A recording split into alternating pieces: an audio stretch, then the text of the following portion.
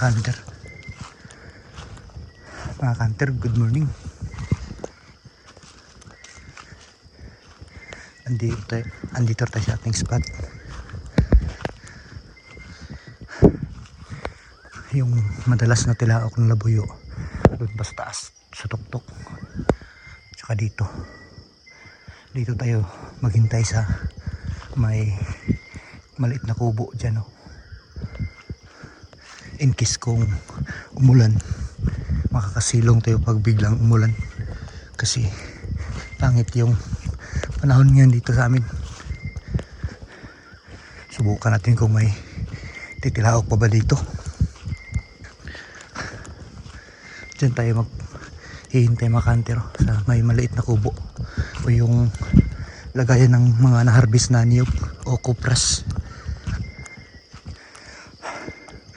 Yung oras natin mga kanter, ano pa, 3:59, mag-aalas 4 pa lang.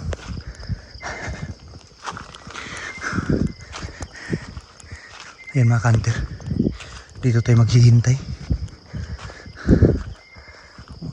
May duyan pa. Walang mga nakatirang tao dito sa kubo mga kanter. Dito tayo, mag-aabang tayo dito. Kasi dati nung pumunta ako nung nakaraang linggo doon sa taas, dyan sa sakahan na yan, may labuyo, pero doon siya nakadapo sa pinakatuktok talaga, pinakatuktok ng bundok. At saka dito din sa kabila. Subukan natin kung saan yung unang titilaok dito.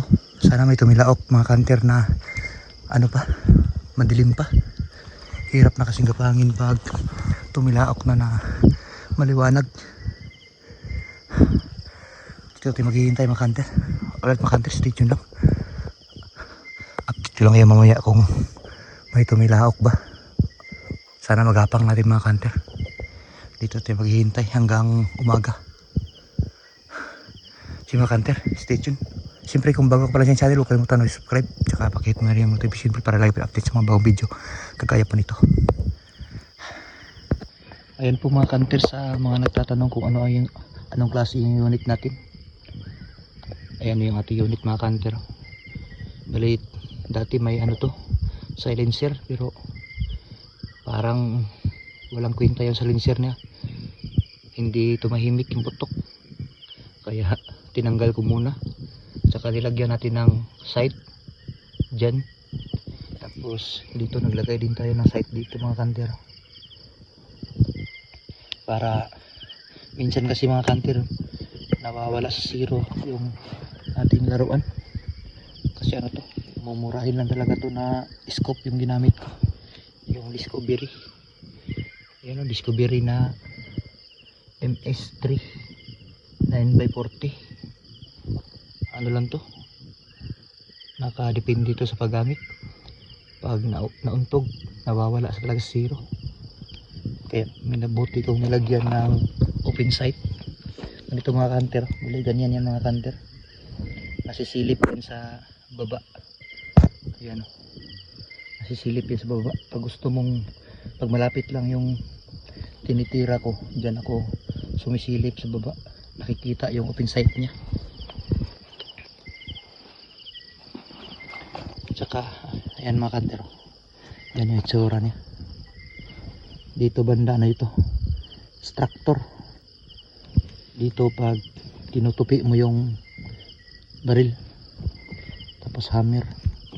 Bali ganyan lang mga kanter. Hirap naman mag video. Ganyan na mga kanter. Ganyan. Ganyan yung setup natin mga kanter. Dito yung pag gusto mong tanggalin yung bala, dito mo hihilahin mga kanter. Ganyan tapos babalik mo agad. Yun talagang malakas talaga mga kanter pag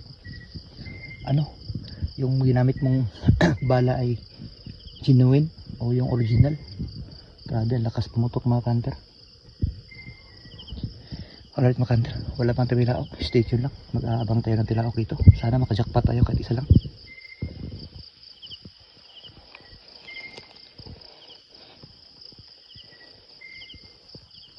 Wala pa talagang tumilaok ngayon, no?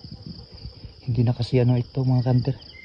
Parang hindi na, malapit na hindi na mag-season yung mga labuyo. Kasi madalas yung mga purong labuyo talaga ay naglulugo na sila. O yung nangangarol ba. Nagpapalit na sila ng mga balahibo kaya hindi na sila tumitilaok. Yung tumitilaok na natitira ano yan, mga mistiso pa yan. Mga mistiso yan, kadlasan. Pag may tumilaok dyan tayo aakyat.